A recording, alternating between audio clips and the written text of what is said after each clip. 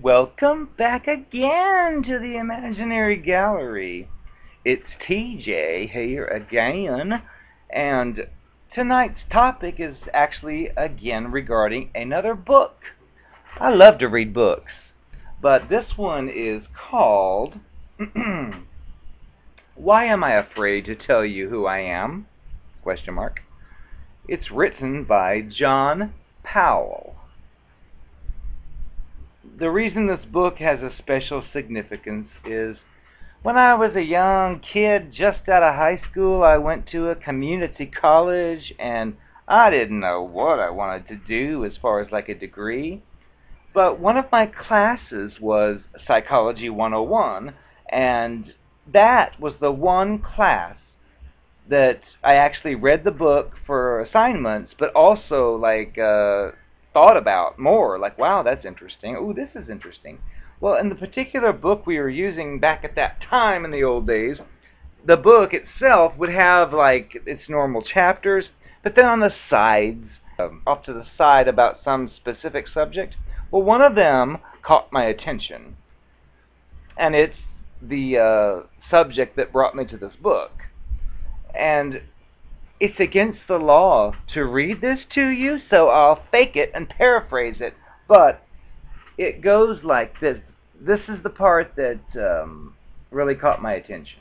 And this is way before all my cluster B experiences, so I guess it was kind of like a prerequisite to life, and then later didn't realize it was applying.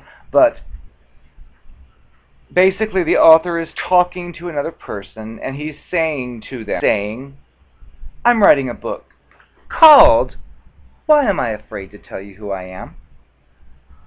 Well, the other person is like, well, you want me to answer that? And he's like, well, yes, that's the reason for the book. Well, yes, of course. Well, here's the person's answer. I'm afraid to tell you who I am because if I tell you who I am, you may not like who I am, and that is all I have. Those words just struck me as like, oh my goodness, I have known a lot of people like that never developed as an individual person, so they feel the need, as the book goes into, to wear various masks, which we've talked about before. But people wear masks. Why? Well, because they are afraid if you know who they really are, then you will not like them for who they are, and that's all they have. And when I heard that and read that and then experienced things later, I thought, wow, this is like a chunk of gold. So, of course, I went on to Amazon and bought it because I was going back to that old college book, because none of my other college books did I ever go back to except this one, because it had so much useful information. And that's why I chose psychology as a major, because I figured, wow, nothing else captures my attention like this. So I figured I might as well go into that field, even though, anyway, we won't talk about the educational system. But this book is a very, very good book. It opened up a lot of doors, and it really clarified a lot of things because, well, interestingly enough, in this book, Mr. Powell refers to a well-known California psychiatrist, Dr. Eric Berne, in his best-selling book, The Games People Play, speaks of transactional analysis, and stating that there are ego states of interacting with persons, which is the stimulator and the respondent at the time of the transaction. So, he's stating that these ego states can be divided into three categories. The parent, which is the collection of all the messages stored in our brain from infancy to childhood. There's the adult, which is part two. which is the real me, capable of thinking my own thoughts and making my own decisions. And then there is the third one, which is the child. The child, which is a storehouse of all the emotional responses of your life, fears, angers, guilt, complexes, and the joys as well. He states none of us remain permanently fixed in any one of these ego states, but we may fluctuate from one to another depending on the situation at hand and or needs at the second. So, the example he gives is, there's a man who can at times function as the parent to his child, or as an adult to his wife, or business associate. He's also capable of assuming, either consciously or unconsciously, the ego state of a child. When he's getting ready to escort his wife to the theater, where he will most probably assume the ego state of a parent or an adult, he might say to his wife, "Will you help please find my cufflinks for me?" The child, in this case, is speaking. Well, he may revert immediately back to one of the other states, depending on the physical or emotional needs.